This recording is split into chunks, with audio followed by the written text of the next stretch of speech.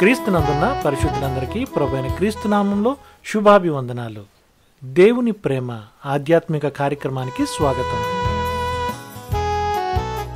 మే 16 కొరకు CH Spurgeon గారు వ్రాసిన ధ్యానం చదువుతున్నాను, వినండి. కనికరము గలవారు ధన్యులు, వారు కనికరము పొందుదురు. మత్తయి సువార్త 5వ అధ్యాయం 7వ వచనం. ఇతరులను క్షమించని వానికి క్షమాపణ దొరకటం, పేదలకు ఇవ్వని వాని అవసరాలన్నీ తీరటం అనేది జరగదు. మనం ఇతరులకు ఏ కొలపాత్రతో కొలిచి ఇస్తామో దేవుడు మనకివ్వడానికి కూడా అదే కొలపాత్రను ఉపయోగిస్తాడు.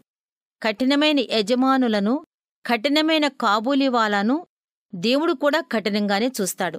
కనికరము చూపినవాడు కనికరము లేని తీర్పును పొందుతాడు. ఈ దినం మనం పేదలకు ఇవ్వటానికి, ఇతరులు క్షమించటానికి ప్రయత్నం చేద్దాం. మనం 2 మాటలు గుర్తుంచుకుందాం: ఇతరుల బాధలను, అవసరాలను మన మీద వేసుకోవటం, మనల్ని మనం అదుపులో ఉంచుకోవటం.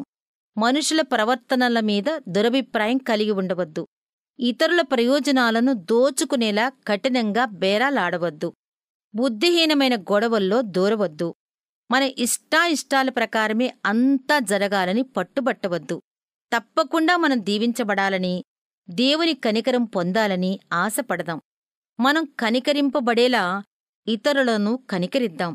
ధన్యతను అనుభవించాలంటే ముందు మనం ఈ షరతును నెరవేర్చాలి.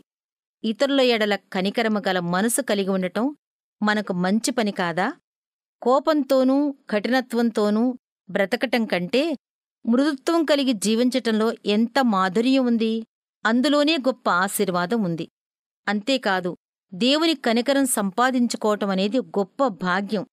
అతి శ్రేష్టమైన కృపను బట్టి మనకివ్వబడిన ఈ వాగ్దానం కంటే గొప్పది ఏమైనా ఉందా?